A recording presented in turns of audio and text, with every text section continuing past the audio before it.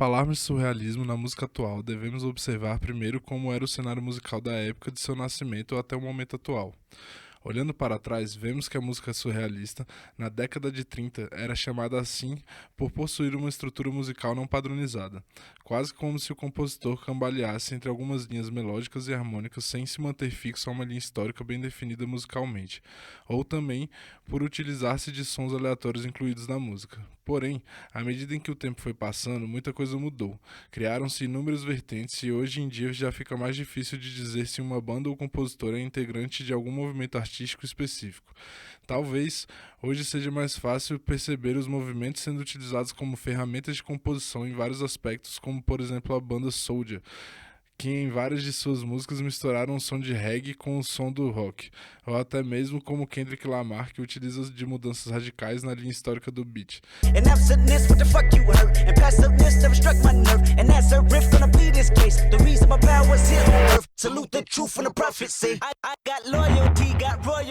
This is why I say that hip-hop has done more damage to young African-Americans than racism in recent years. I never bet my DNA. This is my heritage, all I'm inheriting. Money and power, the Mecca emeritus. Tell me something, you motherfuckers can't tell me nothing. Mas o que mais dificulta a associação deste antigo movimento artístico com o cenário musical atual é o fato que na época em que surgiu o surrealismo não se associava a música com a poesia. O surrealismo na poesia era basicamente caracterizado pela livre associação dos versos, onde muitas vezes a linha histórica da poesia se perdia profundamente em cenários diversos, sem contar que os poetas utilizavam de jogos de palavras e metáforas imagéticas. A partir desse ponto, podemos considerar que nos dias de hoje a maioria das músicas se utilizam do surrealismo, tornando-o apenas uma possibilidade criativa da letra, muitas vezes usado apenas em alguns versos ou algumas estrofes. Uma das formas de processo criativo que era adotado pelo grupo O Rapa por si só já representa o surrealismo em si. Eles juntavam os integrantes na mesma sala, pegavam algumas ideias já escritas e juntos começavam a criar as músicas de forma espontânea e automática, até que se encontrasse a melhor forma para cada possível música, depois escolhendo apenas as melhores. Sem contar que inúmeras composições do grupo possuem metáforas às vezes tão complexas que chega a fazer o ouvinte se perder do rumo da linha histórica da letra. Monstro invisível que comanda a horda, arrasando tudo que é de praxe. Eu tô lá de acima, o cerol que traz a vida pra baixo. Brilhante ideia de uma cabeça nervosa, grafitando outro muro de raiva. Aqui em Brasília, o pai da psicanálise influenciou, pelo menos de forma indireta, um cantor de rap que se batizou de Freud e criou um grupo que se intitulava Um Barril de Rap. Tanto Freud quanto o grupo, o BR, compunham letras baseadas em associações espontâneas e automáticas, inúmeros jogos de palavras e abusando de metáforas de todos os tipos, incluindo as imagéticas, passando assim por todos os aspectos do surrealismo. Transformaram tempo em salário, me seguraram o mês inteiro, depois bateram no meu carro. O ar-condicionado danifica minha saúde, o GPS me conhece, eu transpiro em Bluetooth. Olhos infravermelhos, paredes com espelhos, pesadelos, eu durmo numa rede Wi-Fi.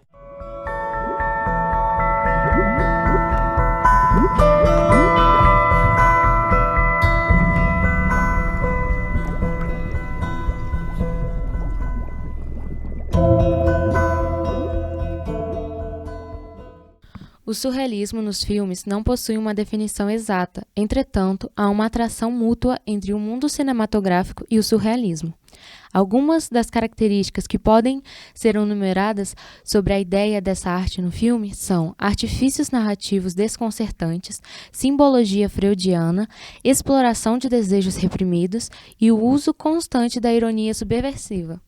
Por isso, uma obra cinematográfica que pode exprimir o que se tornou o surrealismo no cinema da atualidade são os filmes de Alice no País das Maravilhas, já que além de se basear em uma obra surrealista, ela utiliza bastante dos efeitos gráficos para tornar o mais próximo da realidade, como um sonho possível. E por isso, podemos dizer que um diretor que utiliza bastante das artimanhas desse movimento é o Tim Burton. Ele deu vida a um novo conceito, o surrealismo pop, também conhecido como lowbrow art. Já nos clipes de música, o surrealismo segue quase que a mesma dinâmica dos filmes atuais. Utiliza-se o imaginário, fantasioso, fora do comum, buscando não retratar explicitamente o que a letra diz, mas usando a criatividade para fazer um mundo diferente, fora da realidade. Por isso, temos como cantores que já tiveram filmagens com tais características Katy Perry, Taylor Swift, Coldplay, entre outros. Na moda, o surrealismo aparece para fazer um rompimento com o padrão, como a professora Massueli Garcia disse em um artigo de análise entre o movimento surrealista e a moda. Os surrealistas reagem ao tédio e às combinações habituais. Por isso, desfiles como o de lingerie da Victoria's Secret e os mais recentes desfiles da Dolce & Gabbana possuem um toque de surrealismo, assumindo uma postura de atualidade e quebra de padrões. Na Victoria's Secret, podemos ver muitas vezes realidades criadas para as modelos desfilarem com um simples conjunto de lingerie, exatamente para deixar uma marca, enquanto a Dolce & Gabbana foram para uma linha de seguir a mudança da primavera para o verão, e misturando a quebra de uma cultura comum, o cristianismo, com cores e pedras ao lado de Nossa Senhora, brincos de cruz totalmente extravagantes, exatamente fugindo do habitual. Já nas propagandas, utilizam artifícios para fazer com que o objeto de foco seja lembrado, seja por uma música, uma piada engraçada ou porque intrigou verdadeiramente uma pessoa ao utilizar o imaginário em sua campanha. Por isso, utilizam o lado emocional, buscando estimular o lado direito do cérebro, aquele que lida com a criatividade. O Estatuto da Arte não parte de uma definição abstrata, lógica ou teórica do conceito, mas de atribuições feitas por instrumentos de nossa cultura, dignificando os objetos sobre os quais ela recai. Cole, 1989, página 11.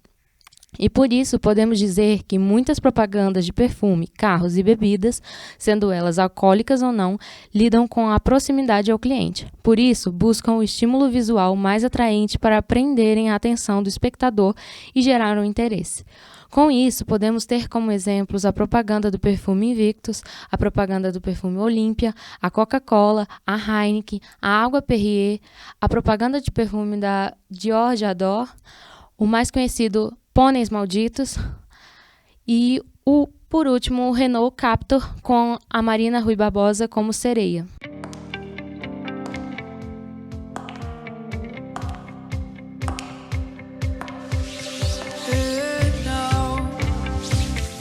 The past can be beautiful. A memory, a dream, but it's no place to live. And now is the time. The only way out is up. And it's not heaven. It's a new world. The future is gold. J'adore. Dior.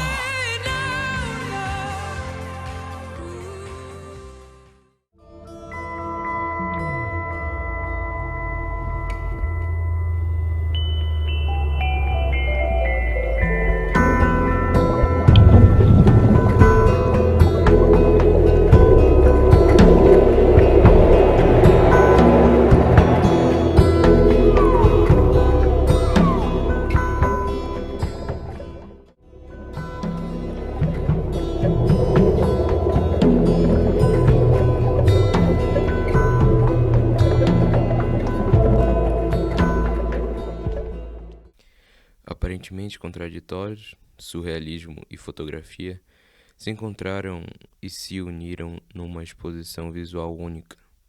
Na verdade, o surrealismo nunca buscou fugir à realidade, mas se aprofundar-se nela.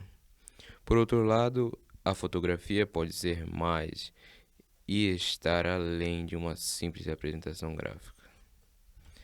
Fotografia surrealista foi o resultado desse encontro.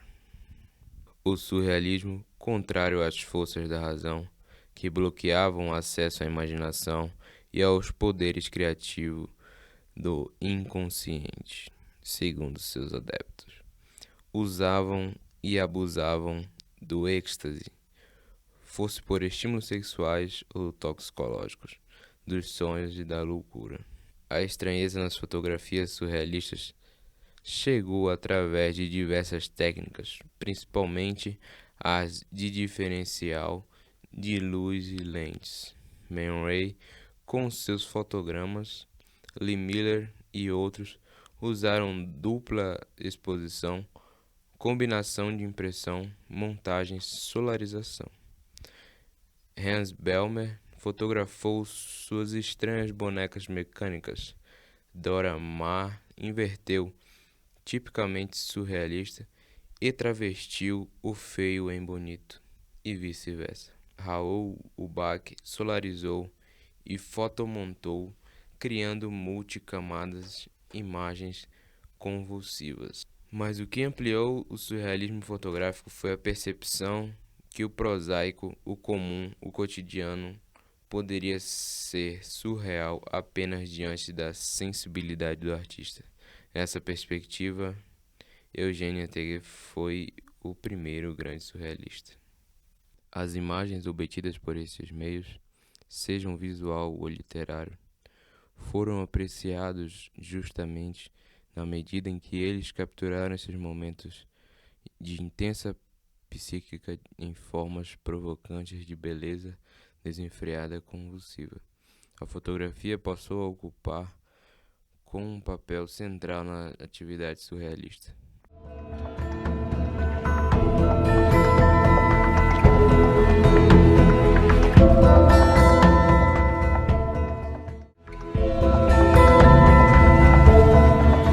O surrealismo surgiu na França na década de 1920. Este movimento foi significativamente influenciado pelas teses psicanalíticas de Sigmund Freud, que mostram a importância do inconsciente na criatividade do ser humano. De acordo com Freud, o homem deve libertar sua mente da lógica imposta pelos padrões comportamentais e morais estabelecidos pela sociedade e dar vazão aos sonhos e às informações do inconsciente. O pai da psicanálise não segue os valores sociais da burguesia, como, por exemplo, os status, a família e a pátria. O marco de início do surrealismo foi a publicação do Manifesto Surrealista, feito pelo poeta e psiquiatra francês André Breton, em 1924. Os artistas ligados ao surrealismo, além de rejeitarem os valores ditados pela burguesia, vão criar obras repletas de humor, sonhos, utopias e qualquer informação contrária à lógica. Outro marco importante do surrealismo foi a publicação da revista A Revolução Socialista e o Segundo Manifesto Socialista, ambos de 1929. A década de 1930 é conhecida como o período de expansão surrealista pelo mundo.